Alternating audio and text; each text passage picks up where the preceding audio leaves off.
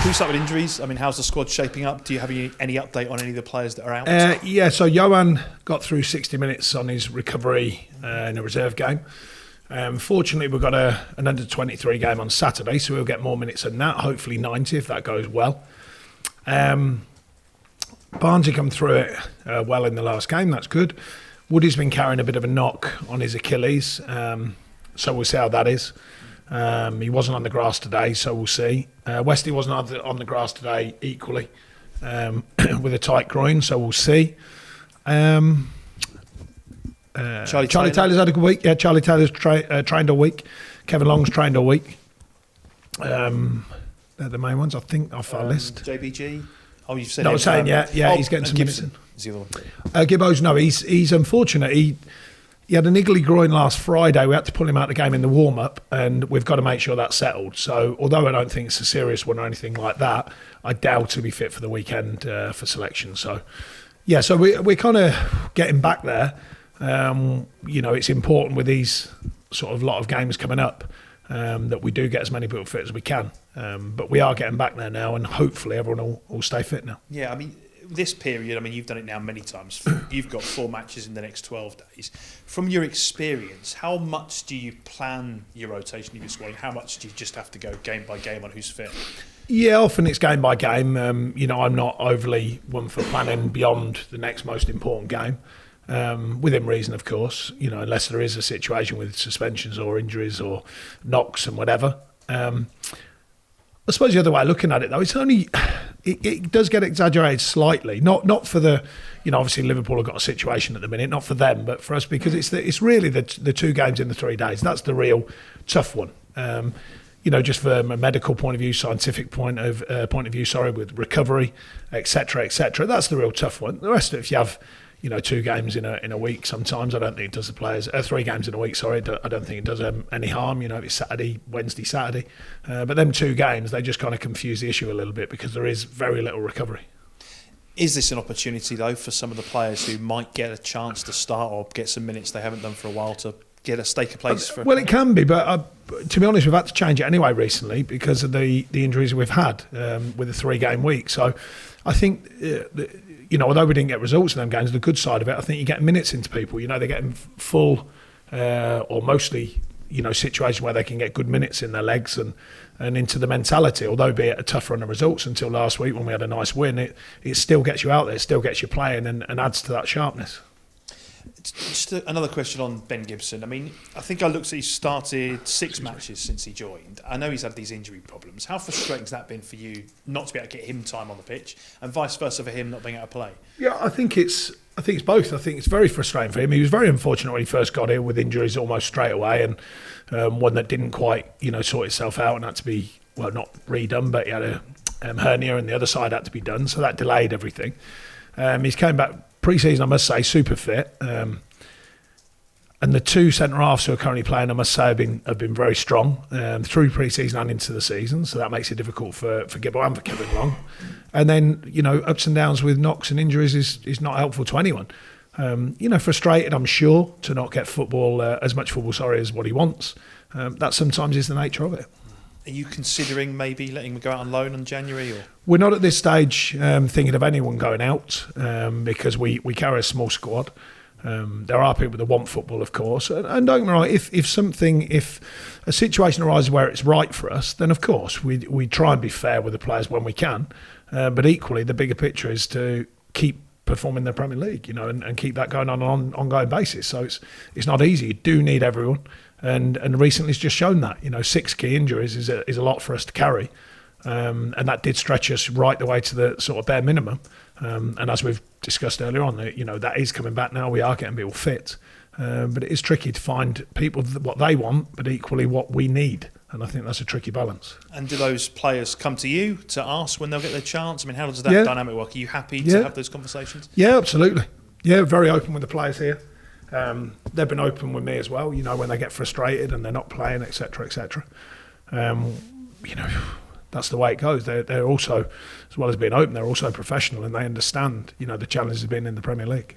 And any update on your own plans? Do you think there will be a chance of anyone coming in? It's it's tough. I don't know any budgets. I don't know what the scenario is yet, so that's always tough.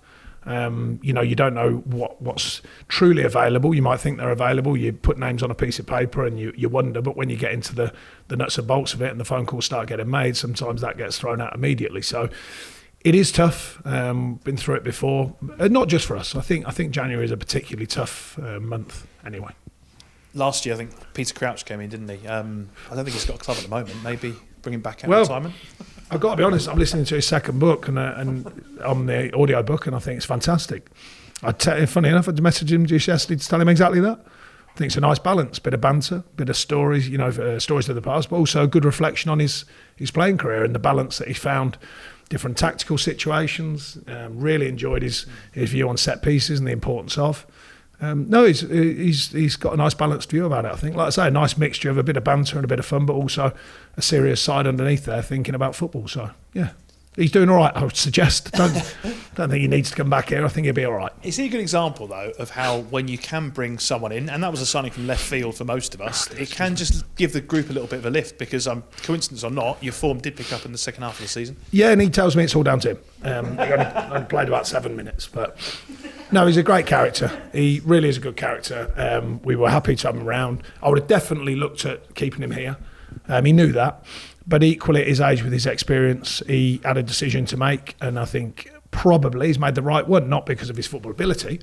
But I think, while he was hot in the media and doing a good job, I think a lot of doors have opened for him. And it seems like he's in a good place and he's enjoying himself. And he gets a Christmas off for the first time in goodness knows how long, with his lovely wife and kids. And coming up against Eddie Howe at the weekend, 2 longest serving managers. I know we've spoken about that before. But what similarities do you think the pair of you have? I don't think we're that similar as people. I think we have a lot of respect for the job. I think we have a lot of respect for each other and all the managers out there. I think the similarities of clubs, still a bit different. They've put a reasonable amount of money into what they do there. We probably lesser so, but the size of the club's slightly different with their ground. But I mean, I think they're similar in that sense. Similar clubs in the sense there's an earthiness, but there's also a belief in what they do. But no, I just think any manager doing what he's done has earned the right to be respected, and he's certainly respected by me, that's for sure. Last time we joked about the 18 days that he carries over you in terms of his longevity. Do you remember what you did with those 18 days? What I did? Yeah. Probably I was on the golf course, I think, waiting to see if I got the Burnley job. And you did? Yeah, and I did, yeah. A couple of interviews and here I am. 7 odd years later, walk in the park. There you go. Many more to come? Many more. Years to come? Who knows? I mean, it's a tricky business, this, to make big statements about the future, but I'm okay at the minute. Sean, what do you make of the shape that Bournemouth are in at the moment? Because they had that fantastic result against Chelsea, but before that they'd struggled for a while. Well, I think that it's difficult for all teams anyway, and I think runs of form can come and go quickly. It's a strange division for that. It seems to be it plays tricks on you. You put one game down and it might go. It might be a bad performance or whatever. And you go, okay, you move on and before you know it, you can be 3-4 deep and you haven't had a win, and you think, where did that come from? I thought we were performing quite well, and and then you've suddenly got no wins or no points, which they had a spell of that, and then out the blue when no one expects you to, you pull out a result against Chelsea, which probably no one expects you to. Not them, of course, but outside of that. And then they probably feel a little bit better about life, but equally knowing that the next one's not an easy one, being us. So it's always a balance, to what you're doing now, how you're looking at it, how you're viewing each game, and then also the understanding of a bigger picture of a season. And it is likely that teams like ourselves, I can't speak for them, but it's likely statistically you do have some bumps in the road. It's just the way it goes, It's improbable that you have a full season without anything going wrong. Highly improbable for anyone, but particularly for the team's sort of mid-ish table group, if you like, currently. Then there's bound to be a few bumps in the road, and that's the way it goes. Yeah, when you do have a bad run as well, it's about getting back on track, isn't it? And you did exactly that, of course, against Newcastle. Well, that's one of the biggest things. How quickly you can deal with any disappointments that come your way. I think experience helps. I think, my group are more experienced with that now.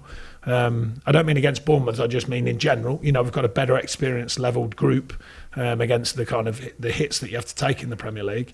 And also the balance that comes when you do win games. It doesn't guarantee the next one. So you've got to be realistic and go, right, a good performance or a strong performance as we did against Newcastle. We can play better, but there was a strength to it, there was an edge to it. That doesn't guarantee the next one. So they're equally wise enough to know that you've got to keep working all the time and keep consistency high to get points or wins and more points on the table. You mentioned the word strength there, describing the performance. It was the first time that Burnley had not conceded a shot on target in the Premier League for over 200 matches.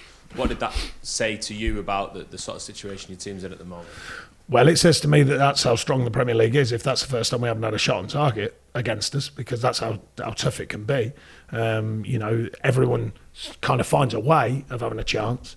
I think the facts of the Premier League, it's an unforgiving division, and I think every manager talks about it, and there's a reason for that. And it's not that other divisions are not hard, of course they are, but you can get punished badly in the Premier League. And recently we had two events against top sides where everything they did punished us, and that can be the way it goes.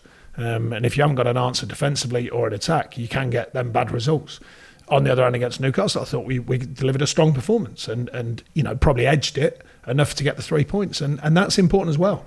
Them close games over a season, it's really important to get on the right side of them. And I think historically we've done that well, and we've got to keep doing that well. And the ones when you play really well, previous to that, we'd had 2 back-to-back 3-0s, which is not that usual for us. But them ones look after themselves usually. Either you're playing really well or the opposition might have an off day or whatever it is, but them ones look after themselves. It's the tight ones. They're the ones that are really important for teams like us. And certainly I can speak about us. They're important over a season to get them right. And just quickly, on Bournemouth again, they could be missing both Josh King and Callum Wilson, the recognised sort of first choice centre forwards. Does that change anything for you in terms of your preparation? No, I think if they've had a spate of injuries like we had recently, they've got a result. I think, well, from what we gather, I think it's unlikely they're both injured. If they are, they are. That's the way it goes. It still doesn't make games easy. It doesn't make an easy task to win games in the Premier League. On the other hand, it gives them slightly less of an edge just by the stats and the facts. They've delivered for them on a number of seasons now. So not easier in the game style, but possibly gives them less of a threat. The reason I say possibly, they've had other productive players from the wide areas. They nicked a goal last week from a midfield play, coming from a set piece. So like I say, no task in the Premier League is easy. Thank you. Hi, Sean. Hi. We've seen in the last couple of days the new sort of chief executive coming in. How does that change anything from your point of view? How important is it to Well, I only found out about it on your news last night, so that was interesting. But it's a different way of looking at it. A different avenues opened up for someone else to step in. I've been very fortunate here, I feel. On a personal level, I thought Lee Hughes was terrific. I enjoyed working with him. I've enjoyed working with Dave. He's going on to a different challenge now. And Neil actually, Lee Hughes had a lot to do with Neil Hart being here, but I had a voice in that matter because I knew him from Watford. He's a bright fellow who's done brilliantly here for the community side of things, and now, transferring over to the team side of things and the chief exec side of things. So, we wish him well with the challenge that's coming. And it must help to have And Matt Williams, of course, going into a different role, and the chairman going into a different role, executive chairman. So slightly different. I'm not sure what that means. I'm not sure. Neither am I, but I know it's a title, and it must mean something to someone. Someone may be writing. Let me know. But obviously important to have the familiarity with Neil, both in terms of he knows the club and obviously he knows you from a number of years. Yeah, I think we haven't worked closely together in that respect, but I do know him and I've known him for a long time. And Matt Williams has been here a number of years, so not radical shift, I don't think, but realigning. Well, Neil will have his own mind on what he wants to do with the office side of things and all that sort of stuff, and he'll know probably not to speak to me about the football side of things, and we'll have a lovely relationship. It'll work about just about perfect. Does it change anything in terms of looking ahead to January, or is that just continues as well? Unless he's got a load of money for me, that would be brilliant. Probably, I don't think he will have. No, I mean it's a working relationship. Like I say, I've known him a long time, and I don't think he'll have any. He'll learn as he goes. I'm pretty sure of that because it is different. But like I said, he's a bright fellow, and I think he will adapt and he will learn and move into the role and become part of what we do here. And just on January, I think you've spoken in the past that you mentioned in fact earlier that it's a tough window and it's difficult to get sort of all the things aligned that you would like. Is that a daily conversation anyway in terms of? Yeah, I've said many times it's ongoing here. We don't rely on a window where there's going to be pockets full of cash to just go and do what we want. It's ongoing, seeing it's not just looking at players, seeing what's available. It's keeping your ear to the ground as well, because situations are right. I can't tell you which ones, but we've got players out of situations because we've just been in the loop at the right time and know the different information that's being swapped about what might happen and being ready for if that might becomes a reality. Sometimes that's the way it goes. It's not just purely just looking at players, and certainly not just purely finance. Very difficult. So all them things have to combine to get the right outcome. I guess it's a mixture of sort of stats and you seeing it with your eye as to who you might fancy as a player, the likes of Mike Rigg having a list and saying here's 10 good players, and the contacts that you've got in the game and others to. Yeah, it's all of that. It's all of that. And, you've got to believe in the system as well. So sometimes in the modern game, it's very difficult to get to see every player that you want to sign. I do try to. Some it's slightly different because we've seen that much of them down the years, obviously the British, English players. But, ideally, you do see them, live with your own eyes, but sometimes that's difficult. So sometimes the system, the idea of the system, is to put you in a position where you can trust in what the analysis has done and the scouts have done in order to make a signing. Yeah, and I guess you're going to have confidence in that system here anyway. Yeah, absolutely, and we're trying to grow it all the time. And just lastly for me, on Danny Drinkwater, is there any sort of update as to where you think that might proceed? I know his loans. No, not at the moment. I've just had a chat with him today, actually. He's looking fitter, he's looking sharper. We'll wait and see. As things stand, he heads back to Chelsea, I think. So that's 2 questions, is it? I thought it's the last question. Yeah, but I wasn't satisfied with your answer, so I'll have to ask him. Okay, it's a fair one, yeah, and I'm going to give the same answer. As it stands, though, he's heading back to Chelsea on. No, it doesn't stand anything like that. It stands as it stands. He's playing for us, and we're going to wait and see what happens and see if he can get himself a shirt and then play really well for us. Thank you. Thank you. You were just talking about the kind of runs of games and getting yourself out of that. What are the keys? That mic didn't actually make a voice any louder. It's incredible. That must be a non-working mic. Yeah. Oh, does it? All right. It does for the cameras. Okay. What's the keys to making sure that 2 or 3 defeats don't turn into sort of 5 or 6? Well, it's not easy to find the keys. You inevitably rely on the players performing better if they haven't been performing so well, which was our case. And then really the trust in the players to find what they need to win a game. You can give them the format, you can make sure they're right physically, you can make sure they're right somewhat mentally as well and aligned with what you think's important to perform and to win a game.